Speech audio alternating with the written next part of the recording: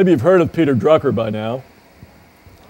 He's considered the father of management theory, and most of his work came from the highly analytical perspective, although he did have some interesting thoughts about innovation. He defines innovation as the means by which the entrepreneur either creates new wealth-producing resources or endows existing resources with enhanced potential for creating wealth.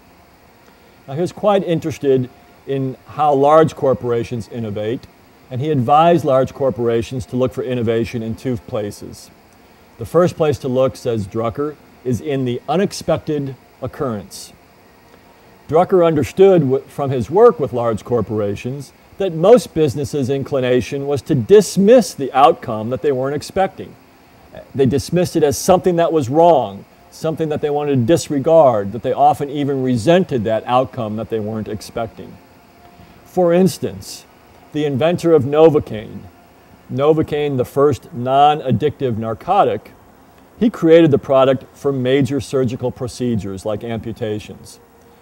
However, doctors continued to prefer total anesthesia, and instead Novocaine was embraced by dental surgeons. Well, our poor scientist, the man who invented Novocaine, spent the last 15 years of his life traveling from dental school to dental school, making speeches and presentations about their misuse of his invention.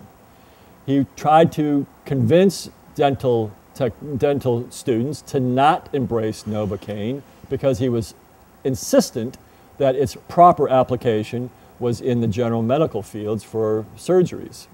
So he died never realizing that he had and owned the market opportunity. He denied, he dismissed, he resented this unexpected occurrence. Now, some businesses will initially miss the unexpected occurrence, but then maybe finally respond. IBM is a classic example. IBM invented their mainframe computers for scientific work, as the space industry, for instance, was beginning to emerge. But they sold fewer than 20 of their mainframes in the first 3 years. Then they discovered that businesses were interested in all that computing power to tend to the growing complexity of the payrolls. This was a time when many corporations were growing through mergers, and the scale of corporations was becoming larger and larger, and the challenge of just simply getting the payroll checks out was such that they needed that extraordinary computing power. And so the pride that IBM had in developing their machines for the space race at first got in the way. Their engineers were resentful of the fact that they would take this technology and adapt it to commercial applications. But finally they came to understand, the business leaders came to understand that these broad commercial applications were much greater opportunity. And so they came out with a version of their mainframes for businesses and sold over 500 in the first year versus the 20 that they had sold over 3 years to the scientific community.